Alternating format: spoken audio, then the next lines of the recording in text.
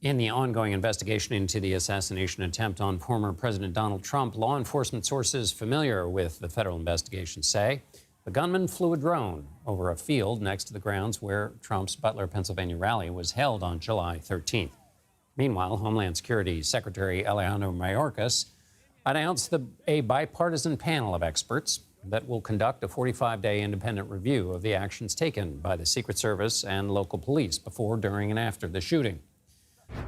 Already, though, a bipartisan judgment seems to have been rendered on Secret Service Director Kimberly Cheatle. She testified Monday on Capitol Hill about the shooting, calling it, quote, the most significant operational failure at the agency in decades.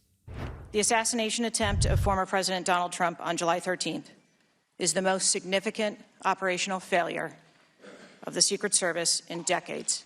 As a director of the United States Secret Service, I take full responsibility for any security lapse. We must learn what happened, and I will move heaven and earth to ensure that an incident like July 13th does not happen again. And for more on this, let's bring in CBS News congressional correspondent Scott MacFarlane. Scott, what did we learn, or what didn't we learn, about the assassination attempt or the shooter from this testimony today? Members of Congress didn't learn nearly as much as they'd hoped for. So what we watched was about 6 hours of unrelenting, unmitigated, withering criticism of the Secret Service director from both parties. We rarely see unison in this Congress, but it was both Republicans and Democrats today calling for Kimberly Cheatle's resignation, saying this historic, almost preposterous failure wasn't being answered for. They asked her about the evidence, about the timetable, about the shooter being spotted, and she kept saying that she's waiting for the FBI to conclude its investigation and for the Secret Service to conduct its own investigation to answer those questions.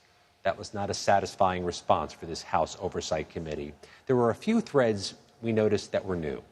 She testified that the shooter was seen as suspicious between 2 and 5 times before the shooting on July 13th, and that she said she didn't personally review the Secret Service security plan that night, and that she did not, and the agency did not deny the Trump team resources it sought on July 13th. But John, there's just no tick-tock she's offering for how this historic failure happened, and that's why so many people are calling for her resignation tonight. Yeah, I noticed that Congressman Dan Goldman of New York basically said the media is better briefed than we are here in Congress by you. Is she saying there's an ongoing investigation, can't talk about details, or is it that she doesn't have the underlying details at all?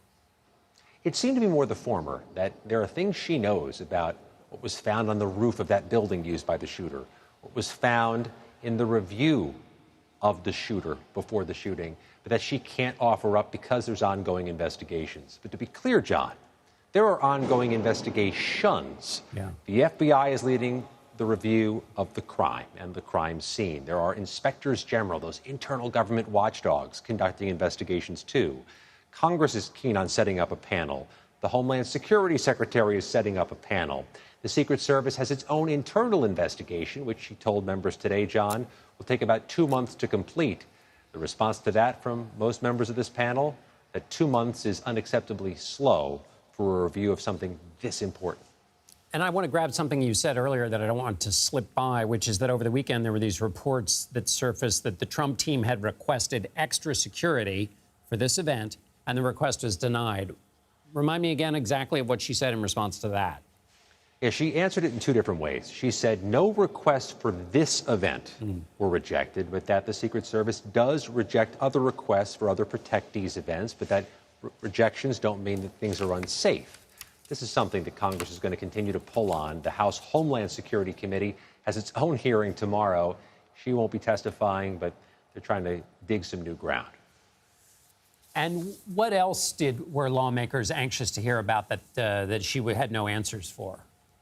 They wanted to know who's been fired, and so far she says nobody. That didn't sit well with some members of this panel. Again, Democrats and Republicans both calling for her resignation. They wanted to know more about the time frame. How did somebody deemed suspicious hang around for so long, not stopped? She didn't go into much granular detail there, John. But I'll also say this, as somebody who is still in communication with many from Butler, Pennsylvania, who were there on the ground as we all ducked bullets. They want answers too. It's not just members of Congress who want to know about this failure, but the thousands of people who were at that rally also want to know how such a failure could happen. Kimberly Cheatle has more to answer for after this House hearing. Scott MacFarlane on Capitol Hill. Thank you so much, Scott. And Anna Schecter joins me now. She's CBS News senior coordinating producer for crime and public safety, for the Crime and Public Safety Unit.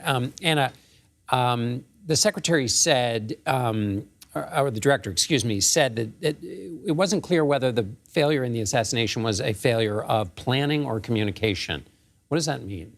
That's right. So for the planning, the fact that the building the shooter was able to climb onto was outside the secured perimeter that Secret Service had their snipers on and the detail on former President Trump. So they had allocated that to local law enforcement. That is number one, the big question. Why 150 yards away from where Donald Trump was speaking was a large building complex with a roof at some height, which is the real danger? Why was that outside the periphery? So that goes to the planning.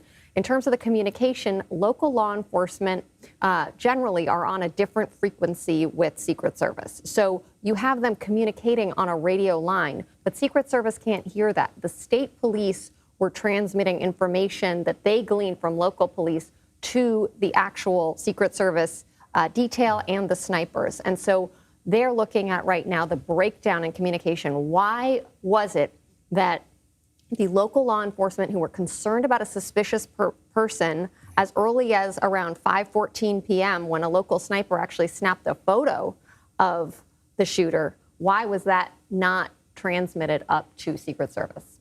That's amazing that they could have that kind of clog in communication. What do we know, or is there anything new that we know about the shooter?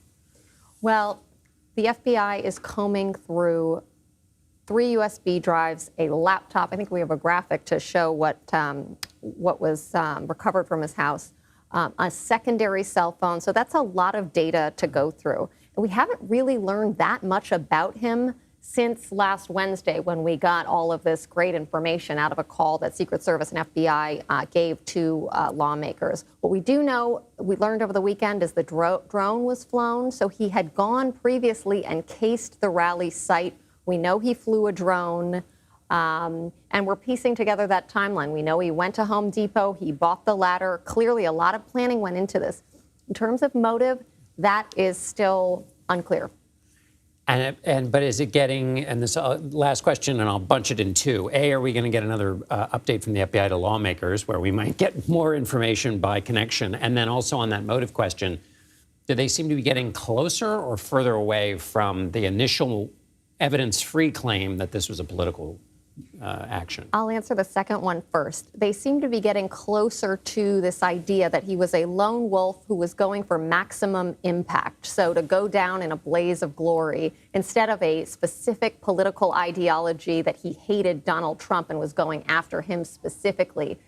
Looks more like he was just looking for opportunity to do something on a large stage. And the fact that this rally was in his home state, just an hour's drive away, and it was an open-air rally, that created an opportunity for him.